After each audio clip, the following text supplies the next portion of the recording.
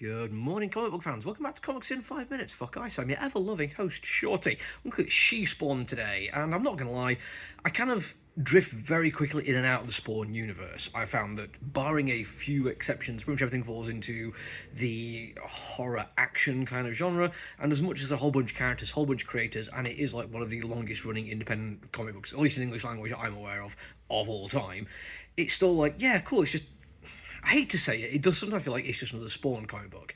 And I do try, don't get me wrong, because I like horror western kind of stuff, so anything with Gunslinger I'm going to at least pay attention to, regardless of how long I carry on with it. And I like crime noir stuff, so the Sam and Twitch files do work nicely. One of my all-time favourite single issues is a bloody wonderful Sam and Twitch comic book.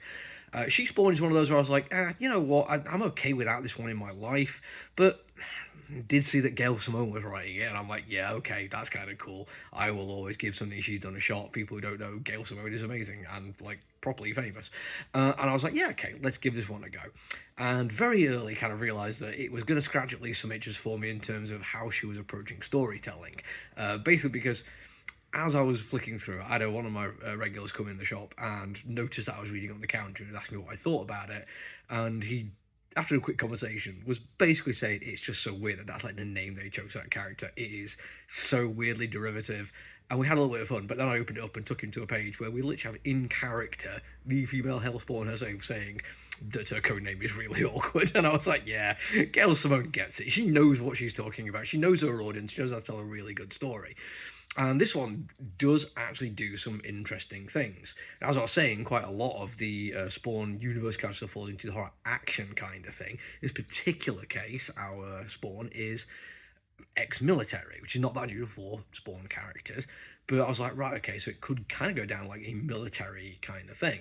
And it does to a certain degree in ways I find kind of interesting because it is a little bit of a critique of how soldiers are treated. Now, it doesn't go full anti-war. I don't think there's time in this first issue to set that kind of storyline up, but also doesn't shy away from the fact that this has been a problem for a long time, people realise, and Gail Simone had a chance to actually talk to an audience about it, so she does, and it's done quite effectively. It doesn't labour the point, but it makes clear that this is something which these characters should probably be dealing with more, because no matter how many hell-inspired or hell-derived powers you get, these people were people, and the idea that anyone who is not prone to psychopathy or sociopathy is okay with the amount of death and destruction they either see or are engaged in, it's kind of a messed up idea that people are okay with that, so it's really nice to see. But as the story progresses, and it looks fantastic, by the way, Guara, I think, is the artist, and there's some brilliant uses of colour, like really good. I mean, Spawn, there's kind of some of the motifs you're expecting of like the glowing green and the burning red, they're all in there. It looks fantastic. The action sequences are wonderfully laid out.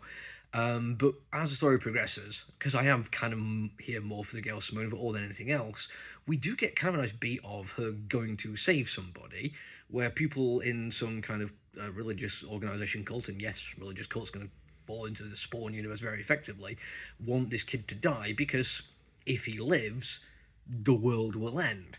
Now, that is like a hell of a statement to make, but it really reminded me of an Ursula K. Le Guin story where there is this perfect society where everyone is immensely happy, but the only way it works is something like, I don't know, once a year or once a decade or something like that. Like, they literally have to sacrifice a child.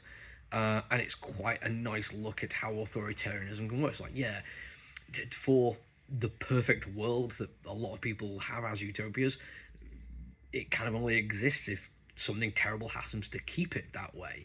I've been rethinking a lot on utopias recently because other stuff I've been reading and how a leftist utopia is very different to a right-wing one in terms of who's allowed to engage and who's allowed to take part in it. And it does feel like, and I could be wrong on this one. In fact, I probably am. Gail Simone has her own reasons for writing the story she's going to write. I'm coming this from my point of view, but art should always be open to interpretation, so that's my take, that this could be a very good look at that kind of story.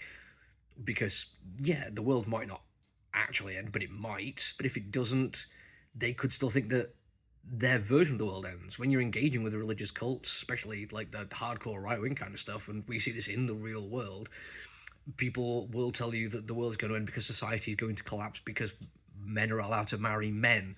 I'll throw in some etceteras there for all the other queer stuff these people seem to hate. And the idea that they would be like, yeah, if we kill this guy, maybe stuff will get back to, not just save the world, but maybe go back to what it used to be, is possible. I mean, don't get me wrong, it's a Spawn comic book. Chances are it could be the end of the world. There's a nice twist at the end, which I'm not going to spoil, but I was enjoying the actual moral implication that was going on a little bit more than the story by the end. I think I'm going to at least check out issue 2. I was intrigued by how it's going to play out, and it does look great, but it does feel a little bit more like it's another Spawn comic book in the Spawn universe, and it's been a while since I got excited about that kind of thing, unfortunately. That's it for me for now, though. Until I see you all again, look after yourself, everyone. Stay safe. Bye!